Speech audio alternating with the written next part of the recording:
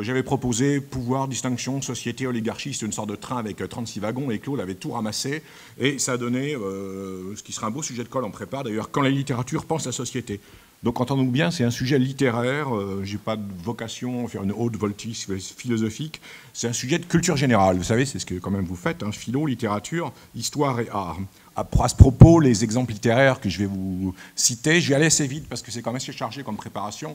Bon, il y a 7-8 pages, hein, il n'y en a pas 30 pages, ou c'est pas un discours si officiel très long. Les exemples littéraires sont assez importants, et dans une dissertation, ce ne sont pas des ornements, ce n'est pas la cerise sur le gâteau, hein. Les exemples littéraires doivent faire sens. Rappelez-vous aussi qu'il y a quand même pas mal de correcteurs littéraires dans les concours d'école de commerce aussi, et que vous trouvez des éléments sociologiques, donc liés à la société, dans les contractions de texte et dans les synthèses de texte. Vous connaissez les écoles, si vous voulez, qui en ont. C'est important aussi parce qu'il faut, ça suppose une connaissance et une culture, disons, de l'histoire littéraire. Alors, pour en venir au sujet, après ces prolégomènes, disons, quel serait classiquement l'objectif de la littérature. Bon, on disait au XVIIe que c'était de plaire et instruire. Bien sûr, comme on va voir, la littérature pense la société, je vais donner la priorité un petit peu à instruire, mais je vais vous parler un peu de plaire avant. Alors, c'était l'art d'agréer, l'art de recevoir les littératures, si vous voulez, avec plaisir. Donc le divertissement, qui n'était pas si l'amusement de la sous-culture de masse qu'on peut avoir aujourd'hui. Alors, le plaisir, par exemple, je pense aux poètes de cour, si vous voulez, au XVIe siècle, que d'ailleurs Ronsard avait contesté. Les pièces de Molière, hein, qui sont, si vous voulez, psychologiques aussi, mais qui peuvent comporter des danses ou des divertissements. Un aspect festif, un aspect baroque. Bon, le théâtre baroque aussi, ou le théâtre de rue, vous savez, tel qu'on fait à Versailles, dans le Mois Molière, par exemple, qui est différent comme du théâtre classique. Le théâtre classique qui, lui, privilégiait le discours. Alors, dire que la littérature doit aussi divertir aussi, c'est, disons, lui attribuer aussi une fin de plaisir, je dirais, d'esthétisme. Quand on est dans l'esthétisme, je ne dirais pas que là, la littérature pense la société. Hein. Je vais voir après, quand la littérature pense la société, on va être dans la morale, ou dans l'idéologie, ou dans la dénonciation, et vous allez voir laquelle. D'ailleurs, j'ai sous-titré cette dénonciation après, mais ce n'était pas sur l'intitulé de l'essai, hypocrisie et oligarchie. Ça va être la deuxième partie de ce que je vais dire tout à l'heure. Alors, dans l'esthétisme, pour faire quelques petits rappels, au fond, on ne cherche pas à penser la société parce qu'on va surtout viser la beauté. Puis on va s'intéresser à l'art pour l'art. Vous savez, ce sont les Parnassiens au XIXe siècle. Baudelaire après les Parnassiens, Flaubert ou Gautier dans la préface, Théophile Gautier sans H, attention, Gautier dans la préface à Mlle de Maupin, M-A-U-P-I-N, je dicte un vieux réflexe de prof, préface à Mlle de Maupin, qui expliquait que le beau était inutile et le laid était utile. C'est ce qui est le plus utile, qui, si vous voulez, est laid. Et le beau est inutile. Il disait qu'il préférait avoir des roses et non pas des pommes de terre, et des vers bien faits. C'était mieux que d'avoir des souliers mal cousus. Il se moquait complètement d'avoir des souliers, si vous voulez, mal cousus. Baudelaire aussi a cherché à se retirer, je dirais, un peu de la société. Là, il y aurait tout un exposé à faire sur fuite, révolte, retrait ou écart par rapport à la société, comme Bertrand le montrait tout à l'heure, concernant la société qui pourrait nous apprendre à être distant. Ça, c'est tout à fait digne d'intérêt. Dans Fleur du Mal, dans Paysage, je reprends la référence, hein, dans Paysage de Fleur du Mal souligné sans guillemets, réflexe de prof, hein, dans Paysage, Baudelaire dit qu'il va écrire sur son pupitre ses poèmes. Même si une manif passe dehors, il ne va même pas se lever à la fenêtre pour aller voir la revendication ou la manif qui passe. Je cite Baudelaire, « L'émeute, tempêtant vainement à ma vitre, ne fera pas lever mon front de mon pupitre. Je fermerai partout portières et volets. » Donc là, en quelque sorte, on est, disons, distant de la société. On pourrait aussi parler de la solitude, de l'amour de la retraite, mais on ne réfléchirait pas à la question quand la littérature pense la société. Alors, si elle pense la société, c'est qu'on a affaire à un art qui, au contraire, voudrait instruire. Alors, instruire... C'est-à-dire, alors c'est pas au sens de, évidemment, Condorcet, les Lumières, la connaissance critique, c'est pas ça, c'est au XVIIe siècle, dans l'art classique, instruire sur l'homme, dispenser une connaissance de l'homme. Bon, les caractères de la Bruyère, les pièces de Molière, les pensées de Pascal, l'art poétique de Boileau. Hein, il y a, attention à Boileau, il y a dans un concours, il y a 3 ans, une citation de Boileau sur le beau et le vrai. Rien n'est beau que le vrai. Ça rappelle des souvenirs. Bon. Au XVIIe siècle, l'art veut peindre l'homme. J'entends l'homme universel éternel, d'ailleurs notion contestée dans les années 60, puisqu'on disait dans les années 60, rappelez-vous, il n'y avait plus d'hommes, il y avait des hommes dans les cultures, Lévi-Strauss, ou des hommes dans les classes, Marx, bon, le structuralisme et le marxisme.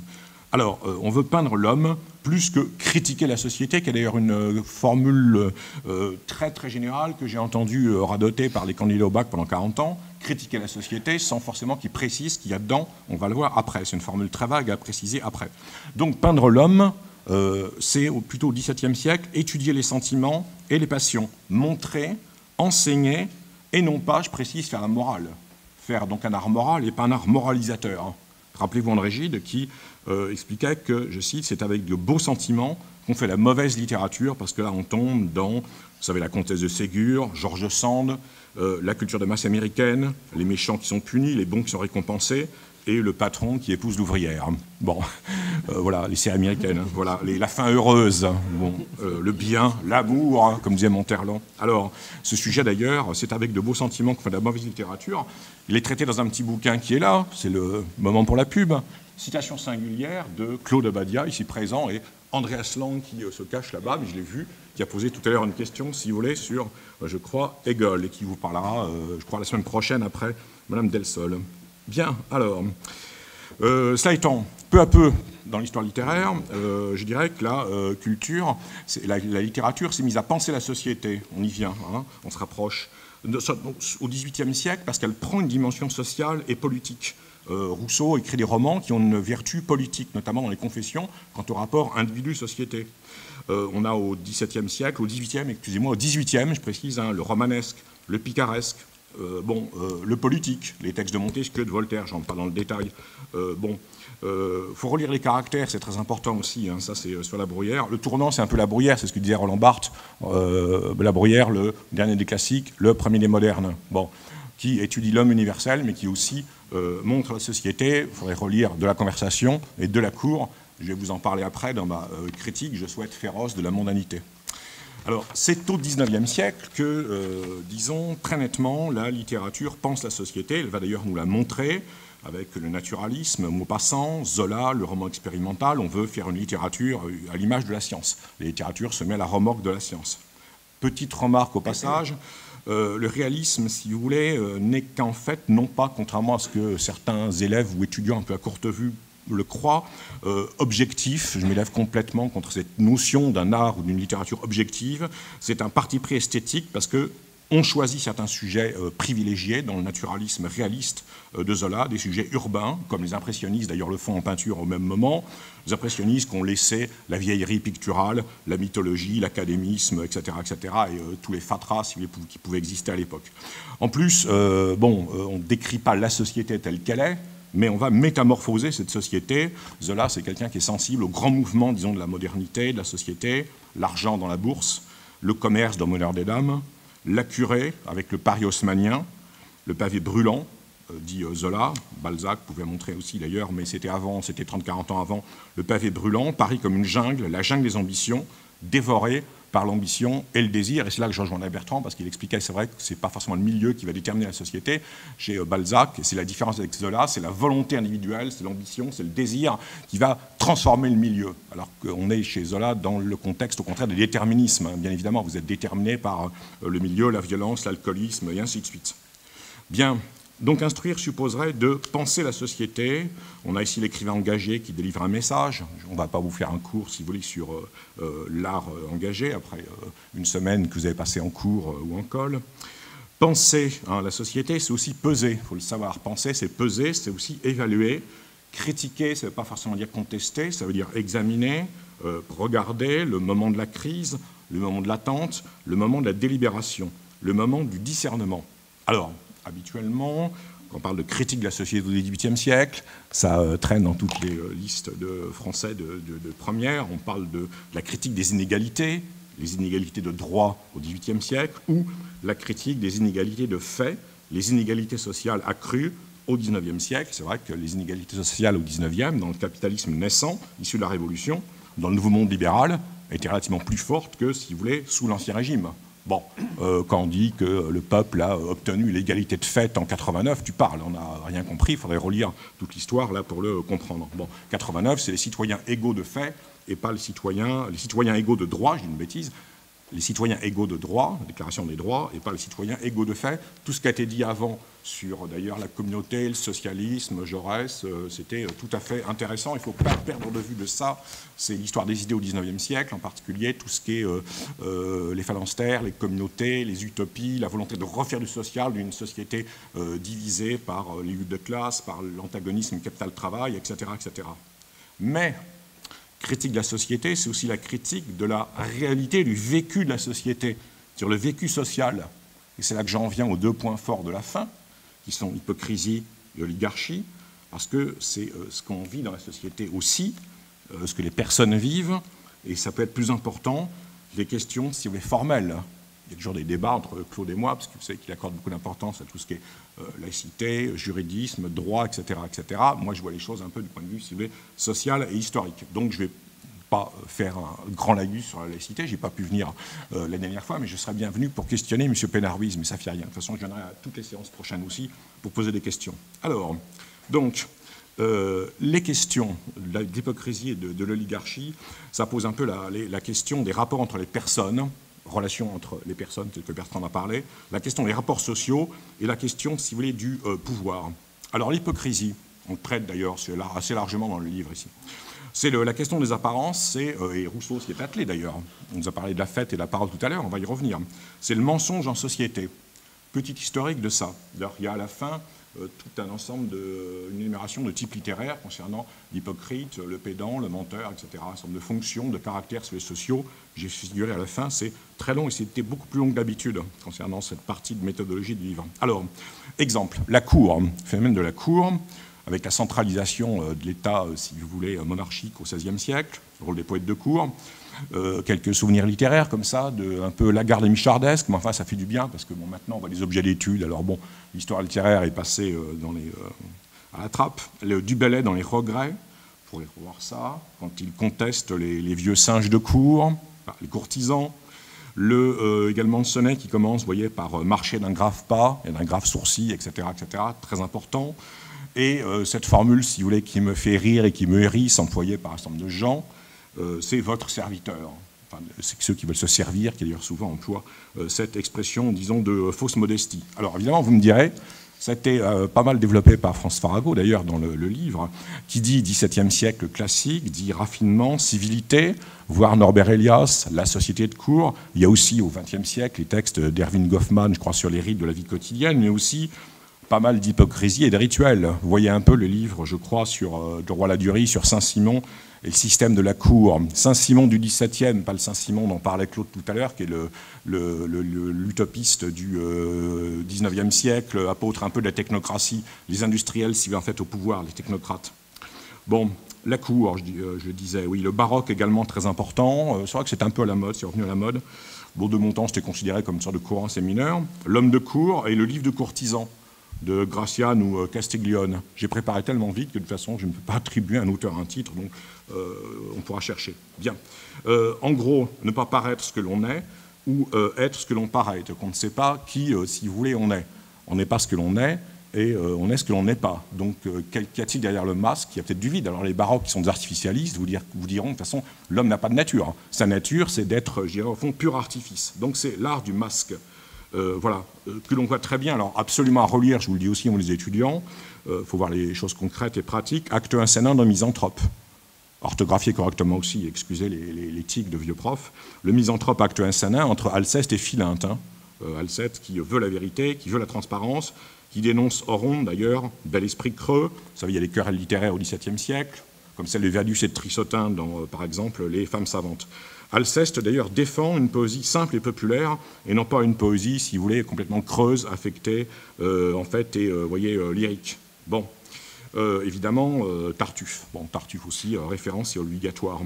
La Bruyère dans les caractères, très important, de la conversation, et de la cour, quand, par exemple, il parle, le portrait d'Arias, ce personnage qui parle tout seul, personne ne lui répond, il occupe, en fait, si vous voyez, tout l'espace, et tout le temps, comme moi en ce moment, et la critique de la flatterie. Vous flattez en privé, mais quand vous êtes en public, on ne va pas vous valoriser en fait, devant les autres, donc on ne va pas vraiment s'engager. On s'engage à vous flatter comme ça entre nous, mais on ne va pas vous valoriser forcément en société. J'appellerais aussi, en matière d'hypocrisie, si vous voulez, ou d'apparence, c'est l'art de la rhétorique en fait, à la française. Les questions rhétoriques, la fausse modestie, l'érudition, le vide, le langage policé, le bon ton, les convenances, vous voyez, les bonnes manières.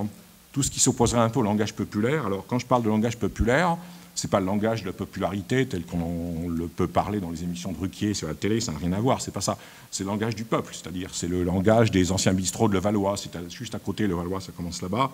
savez, les dialogues de Michel Audiard, bon, la manière de parler de Jean Gabin, d'ailleurs, dans les films dont Audiard produisait les dialogues, ou aussi la manière de parler de Louis-Ferdinand Céline dans ses romans, qui, entre parenthèses, était une manière étudiée. Ce n'était pas forcément exactement comme ça que le peuple parlait, en fait, si vous voulez, à la Grande-Rancy ou à la Grande-Colombe ou à, si vous voulez, Clichy. Il avait mythifié quelque peu, si vous voulez, ce langage, en fait, vous voyez, ici, populaire.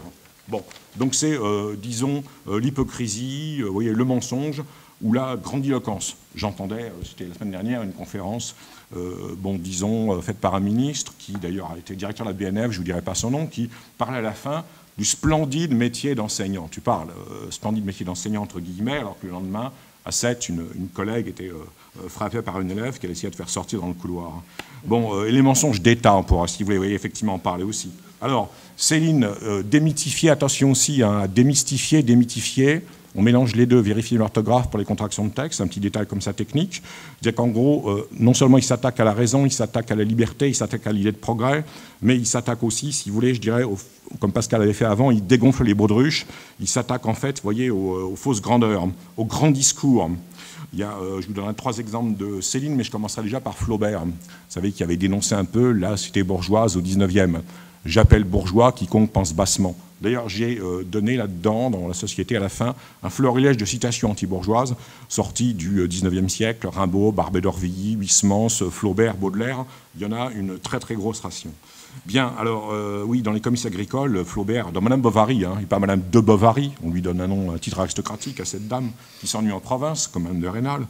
Dans le discours du conseil de préfecture dans les comices agricoles, ce conseil de préfecture tient un discours pompeux, emphatique sur le progrès, au moment où il remet une médaille à une domestique, laquelle a servi, rendez-vous compte, pour cette brave dame, 50 ans de service, en fait, dans la même ferme. Je ne nie pas qu'à l'époque, le Second Empire ait contribué au progrès de la France, mais c'est un discours tout à fait, si vous voulez, pompeux et emphatique et grandiloquent. Alors, Céline aussi avait utilisé ce dégonflement des grands discours, faux discours patriotiques de Bardamu dans Le Voyage au bout de la nuit, discours des militants de la Révolution dans Le Voyage au bout de la nuit aussi, en fait, à Valmy, et dans Mort à crédit, un discours fait par un inspecteur d'académie lorsqu'il remet des certificats d'études.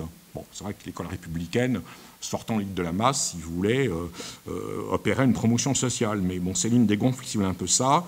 L'inspecteur d'académie explique que les élèves sont très forts, très intelligents, effectivement très bons, alors que Céline les présente comme en fait, des ignorants, si vous voulez, arriérés, et ne sachant rien. Ça me rappelle La guerre des boutons, l'un des 2 films, lorsque Petit Gibus dit que le père de François Ier, c'est François Zéro. Vous voyez, en réalité, ça serait la réalité de l'inculture. Bon, alors Céline, en cela, serait très irrévérencieux, très anarchiste. Si on devait le classer, on dirait que c'est un anarchiste de droite, en fait. Vous voyez, effectivement, Céline. Je ne parle pas des pamphlets, il faudra en parler très longtemps, ou aussi La chienne de Céline, dont Claude parlait dans un texte. D'ailleurs, j'ai relu ce texte sur, je crois, la chienne Bessie, qui était avec lui, si vous voulez, au Danemark, qui était morte à Meudon, tournant le museau vers le nord, où elle allait, si vous voulez, dans les bois lorsqu'il était en exil. Bon, il y a une citation très irrévérencieuse, et d'ailleurs un peu sexiste, que je ne vous donnerai pas complètement, qui est, si vous voulez, dans le bouquin, concernant la critique que Céline fait de la Légion d'honneur, lorsqu'il dit que pour les ravigoter les riches, on les remonte d'un cran tous les 10 ans dans la Légion d'honneur. Puis je vous laisse découvrir la suite, si vous voulez, dans le livre. Bon, je ne vous dirai pas la suite, je ne vais pas faire de scandale, si vous en faites dans la salle. Bon, il lui-même était maintenant pas content de ne pas avoir eu le prix Goncourt en 1932, il avait eu le prix Renaudot, et il dénonçait les prix littéraires, les petits romans ou les littéraires établis, style Marcel Proust, etc., etc. Alors, pour terminer, parce que je ne vais pas abuser de votre patience, puis il y a peut-être des questions. Alors, non seulement on pense, si vous voulez, l'hypocrisie, et on défend, je dirais, on défend ici la vérité, la transparence, je vais parler un peu de Rousseau, si vous voulez, après, mais la littérature dénonce aussi, c'est quand même à mon avis d'actualité, c'est pour ça que je le prends.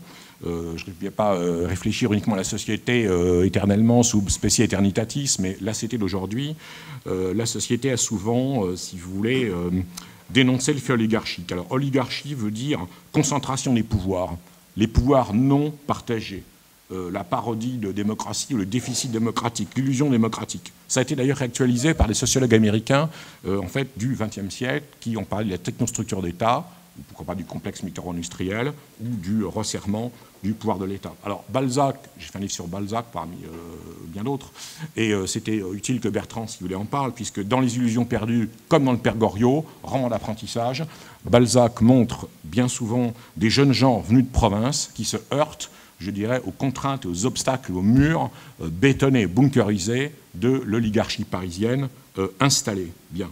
Alors, ce n'est pas nouveau, puisque déjà, au XVIIe siècle, La Bruyère montrait la confiscation de certains pouvoirs, ou la confiscation de la parole. Je parlais du portrait d'Arias, Arias A2RIAS, dans Les Caractères. Lorsque Arias décide de tout, et quand quelqu'un veut parler d'un sujet qu'il connaît, Arias continue, l'interrompt et en fait le fait taire, alors qu'il apparaît comme un mythomane à la fin du texte. Bon, Montesquieu dans la lettre persane, il y a une lettre persane très courte qui s'appelle sur le décisionnaire. C'est un Parisien qui est dans un café, vous savez, ces institutions, ces nouveaux clubs en quelque sorte de réflexion politique, religieux, etc. du XVIIIe siècle. Et c'est un personnage qui en un quart d'heure décide de tout dans tous les domaines, mathématiques, physique, morale, théologie, etc. etc. Et les deux persans arrivent, on parle de la Perse et on ne les écoute pas. Donc, en fait, il tourne les talons et celui qui parle, cette marionnette, si vous voulez, parlante, continue à parler toute seule. Il y a un comique de dégradation, évidemment, disons, dans ce texte. Bien, on aura aussi, pourquoi pas, concernant le monde clos, le monde resserré, la mondanité, Proust, dans L'amour de Swann, à propos du salon de Madame Verdurin. Vous voyez, le microcosme des salons, le microcosme de la mondanité. Balzac, qui était très lucide, les fréquentait, parce qu'il avait aussi besoin des journalistes, ou si vous voulez, des femmes qui servaient d'initiatrices pour réussir, et de relations pour pouvoir rentrer, avoir des contacts avec les milieux politiques, ou les milieux, si vous voulez, médiatiques, et aussi d'ailleurs les milieux financiers, parce qu'en fait, si vous voulez, ils jouent en bourse, et Balzac avait vu précisément ce jeu sélectif, disons, du regard des notables, les notables qui tiennent le haut du pavé, qui sont méprisants par rapport aux jeunes, qui voient ce qu'ils veulent voir et qui ne voient pas ce qu'ils ne veulent pas voir, même s'ils vous ont vu, et qui vous ne répondent pas. Hein, c'est l'indifférence qui, en société, je dirais, serait quand même pire que l'intolérance. Dans l'intolérance, il y a du relationnel. Dans l'indifférence, de toute façon, il n'y a pas de personne et vous n'existez pas. Donc on a là, vous voyez, l'élitisme mondain, je dirais, la mondanité fermée, notamment dans, par exemple, cet espace qui est le théâtre. Il y a une discussion sur le théâtre en particulier. Rousseau disait qu'il fallait que les relations sociales règnent, que la transparence règne dans la société. Notamment, je vous propose de relire, hein, vous lirez ça, la fin de la lettre à d'Alembert sur les spectacles. Hein, la lettre à d'Alembert sur les spectacles, lorsqu'il parle des fêtes populaires, hein, à Sparte, en particulier des fêtes civiques. Il était attaché à tout ça. Et vous savez, la lettre à d'Alembert sur les spectacles, c'est une dispute, une querelle sur l'installation d'un théâtre, si vous voulez, en fait, à Genève. Voltaire était plutôt pour, les pasteurs protestants étaient calvinistes, étaient plutôt, si vous voulez, contre. Et Rousseau voulait que le peuple soit acteur et spectateur, en quelque sorte, si vous voulez, des fêtes populaires qu'il donnait, mettait un piquet et fait danser et tourner en fait le peuple autour, alors que dans les théâtres traditionnels, vous êtes dans l'ombre, vous regardez la scène, les spectateurs sont dans l'ombre et ils sont passifs. Pour Rousseau, il faut rendre le peuple, en fait, si vous voulez, actif. Vous êtes dans une salle obscure au théâtre, ou alors vous regardez. Montesquieu montre comment, au théâtre, les gens qui viennent au théâtre viennent surtout pour voir qui est là, et en fait pour en parler en fait à l'entracte. On va au théâtre, si vous voyez, pour être vu.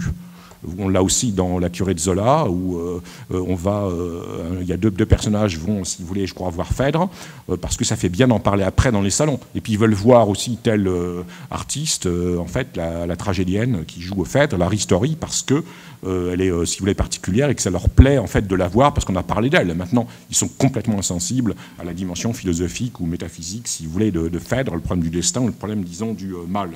Bien.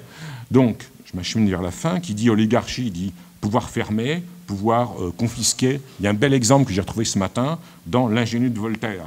C'est l'ingénu qui, en fait, arrive à Versailles. Moi, j'ai une expérience particulière de la cité versaillaise et on pourrait vous en parler aussi. Alors, l'ingénu voudrait voir le roi pour lui demander un certain nombre de questions, lui poser des questions sur certains, si vous voulez, sujets. Mais il y a entre le roi et l'individu l'écran des bureaux. Vous voyez, on est d'ailleurs dans le château de Kafka, en quelque sorte. Il y a tout un ensemble de bureaucrates paperassiers qui vous renvoient d'un bureau à un autre, dans un monde où jouent les relations, les réseaux, les connivences. C'est-à-dire tout le contraire de ce qu'on attendrait, c'est-à-dire la justice, la vérité, ou en fait, c'est la liberté. Bon, et l'ingénu découvre aussi ce monde complètement ahuri et finit par se retrouver d'ailleurs en prison sans savoir pourquoi. À la Bastille, qui était, a-t-on dit, peut-être moins inconfortable que ce qu'on avait pensé dans les manuels d'enseignement primaire laïque public obligatoire qui définissaient ces prisons d'Ancien Régime comme des geôles, des cachots et de la paille humide. Bon, alors, Balzac, oui, je reviens à Balzac dans l'illusion perdue. On a aussi là un monde fermé. C'est l'aristocratie d'Angoulême, qui est une aristocratie complètement fossile. Vous connaissez peut-être Angoulême. Vous savez, ça fait partie de ces villes de l'Ouest, un peu ennuyeuses ou un peu ralenties, comme Issoudun ou Chartres, où j'ai enseigné 18 ans. Bien. Alors, vous voyez ce qu'il décrit concernant... il y a deux quartiers. Il y a L'Houmeau, qui est un quartier assez bas, qui est le quartier, disons, des artisans. C'est-à-dire qu'il y a le haut et le bas. Il y a une symbolique du haut et du bas. De même qu'il y a le noble au-dessus. Et il y a en fait, vous voyez, l'ignoble. Et il y a le Haut-Angoulême. Les maisons du Haut-Angoulême sont habillées par des familles nobles ou par d'anciennes familles bourgeoises, etc., qui composent une sorte de nation autochtone dans lesquelles les étrangers ne sont jamais reçus. Alors, il compare d'ailleurs, vous voyez, effectivement, je crois après, il compare après ces personnes à des oiseaux, des vautours qui vont, en fait, si vous voulez, s'accrocher, je dirais, s'accrocher en fait dans les hauteurs. Vous voyez, les préfets, les receveurs généraux, les administrations qui se sont succédées depuis 40 ans ont tenté de civiliser ces vieilles familles perchées sur leurs roches comme des corbeaux défiants. Ces familles ont accepté leurs fêtes et leurs dîners, mais quand elles admettent chez elles, elles s'y sont refusées constamment. Donc vous ne serez jamais reçus dans ces salons, même si vous recevez, vous voyez effectivement ces gens. Ça me fait penser au salon aussi d'Eugénie Grandet, dans Eugénie Grandet, le roman éponyme, si vous voulez, de Balzac, où un jour par semaine, on voit les Cruchot, et oui, j'ai compris, et les Desgrassins, en quelque sorte, parce qu'on convoite la main d'Eugénie Grandet. Très difficile donc d'être reçu. Alors, Balzac était certes un homme d'Ancien Régime, catholique et monarchiste, mais il était quand même attaché, je dirais, au mérite, au travail, vous voyez, et à la valeur. Et il décrit ces jeunes, Rastignac ou Rubempré, Rastignac est en passe de réussir, mais Rubempré va échouer, qui se heurtent en fait aux contraintes, aux obstacles, dans une sorte, disons, de lutte pour la vie. Et ils ne doivent surtout pas faire d'erreurs, ces jeunes. Or, Rastignac fait des gaffes, et Rubempré est plaqué par l'âme de Bargeton, cette mondaine provinciale, d'ailleurs très bien habillée, mais qui paraît, dit Balzac, très mal attifée lorsqu'elle est au théâtre, en fait, à Paris. Elle est notée comme, en fait, provinciale. Donc, si vous voulez, décalée ou attardée. Julien Sorel aussi est très mal jugé aux assises, nous dit-on, parce qu'il est roturier. On ne lui pardonne pas son ambition. Certes, il a tiré sur l'homme de Rênal, mais il est issu d'un milieu roturier. Donc l'ambition serait impardonnable. Dans Zen Marcas, et je l'ai mis au début du livre ici sur Balzac, Balzac écrit « Les supériorités jeunes, pleines d'activité, se trouvent écrasées sous le poids des médiocrités envieuses, face aux relations d'intérêt, aux réseaux, aux microcosmes, aux relations, en fait, aux connivences. » Conclusion générale, vous voyez, il y a à la fois le problème de l'origine, qui l'on est, et en fait d'où l'on vient. Et il apparaît qu'en fait, en France, ce que l'on fait, c'est moins important que qui l'on est ou l'endroit d'où l'on vient. Donc c'est ça qui est quand même relativement désolant. On a l'exemple dans Balzac, dans le Père Goriot, puisque Vautrin veut échapper à son Vautrin, ex-bagnard, veut échapper à son déclassement social en allant aux États-Unis, société civile ouverte, où personne ne lui demandera « Qui es-tu ?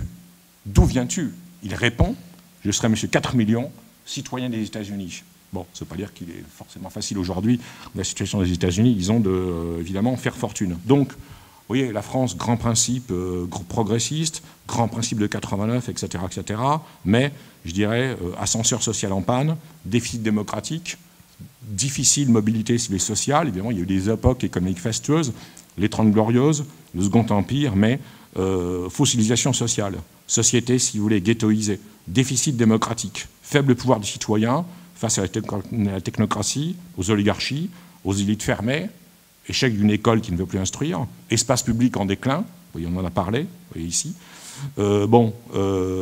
tribalisation, ghettoisation de la société. Il serait intéressant, pour terminer, de citer Bourdieu. Alors, bon, je ne citerai pas la reproduction, c'est vrai que, comme François Arago l'a montré dans le livre, un peu contestable, parce que, bon, après tout, la culture pourrait favoriser, si vous voulez, promotion sociale, mais la distinction, c'est-à-dire le classement en fonction des mentalités, des valeurs, effectivement, des rites, dans une société, certes aujourd'hui, à mon sens, en voie de ghettoisation, de tribalisation.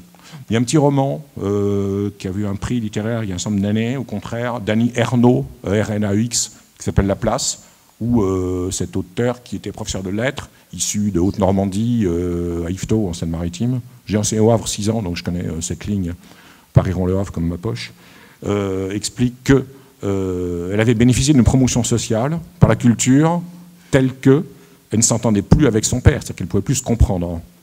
Parce que, en quelque sorte, si vous voulez, comme je l'ai entendu, parce que j'étais aussi parallèlement en prépa à Paris, mais au lycée technique de Havre, et quand j'arrivais, on me disait, mais de toute façon, la culture et votre culture, monsieur, c'est pas pour nous.